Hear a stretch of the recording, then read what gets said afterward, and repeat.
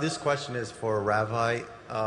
You mentioned the story of that, I think you said he was Jewish and he was shot by, I think it was a concentration camp or something like that. And I'm going to play the devil's advocate for a bit and pretend I'm Sam Harris. No pun intended, of course. You stated that God was watching. God watched the gentleman pull the trigger. If God was watching, why didn't he make that trigger not work?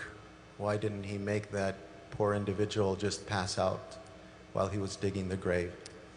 Okay. I believe Sam Harris would ask that type of question and demand an answer. Yes, I appreciate that question.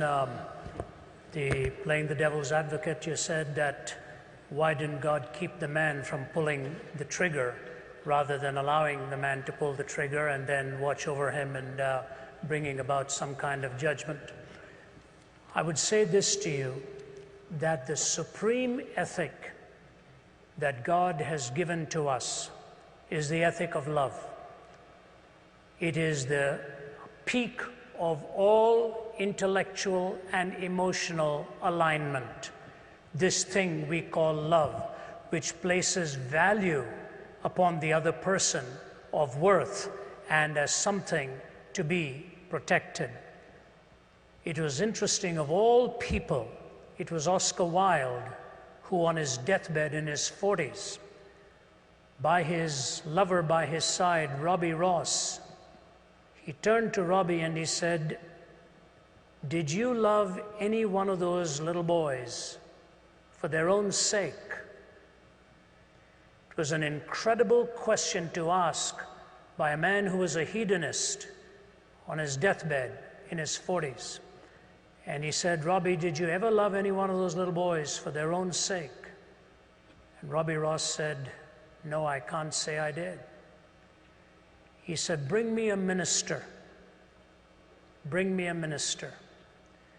And it was in his magnificent poem, The Ballad of Reading Gaol, that Oscar Wilde said, "Only Christ was big enough to cleanse his heart and forgive him for all that he had done." The point even the hedonist realized was that in pleasure also, value and love are the supreme ethics that can be treasured. But you can never have love without intrinsically weaving into it the freedom of the will. You cannot have love without the freedom of the will. If you are compelled by some machine to a certain decision, you can never love.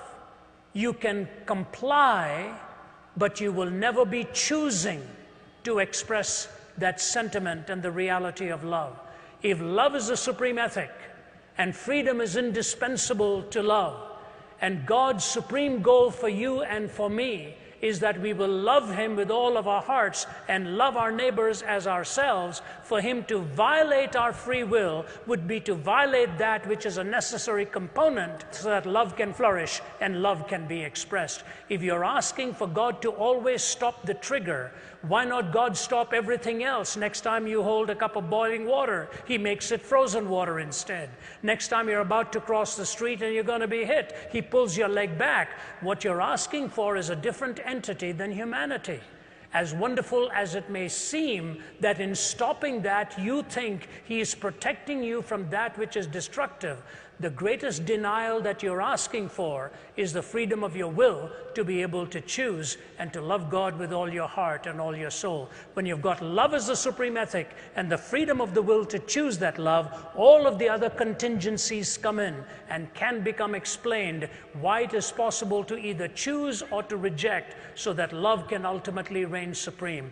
If you want compliance and some kind of a mechanical response, your question itself will self-destruct. You're asking the question because you're free to ask it, and you're free to ask it because you're free to love. And when you love him, in spite of all of the contraries that you see around us, you're trusting him for having the supreme wisdom and the knowledge to ultimately bring a pattern out of it all. We think, for example, we know so much. The story is told in Mideastern folklore of this man who lost his horse that ran away. And when the horse ran away, the neighbor came to him and said, you know, bad luck, isn't it? Your horse is gone. He said, what do I know about these things? A few days later, the horse came back with 20 other wild horses. And the neighbor came and said, amazing, it's not bad luck, it's good luck. You've got 20 more. Man says, what do I know about these things? His young son is going and taming one of the new horses. That young horse kicks him and breaks his leg. The neighbor comes and says, terrible, isn't it? Your son's leg is broken. Bad luck that these horses came. The fellow says, what do I know about good luck and bad luck? A few days go by and a bunch of thugs are coming looking for recruits to join their gang. And they're looking for all the able-bodied young men. And they're about to pick this young man but find out his leg is broken. And they say, we don't want him. We're going to move on to the next house. So the man comes and says, good luck, isn't it? Your son's leg was broken. In one little series of episodes, we don't know what lies ahead. Why don't you wait till you stand before God face to face, and you will find out there were reasons why he didn't stop that trigger, so that you will see the heinousness of evil and see the majesty of love and good managing to navigate yourself, but as a pilgrim's progress to come to the celestial city.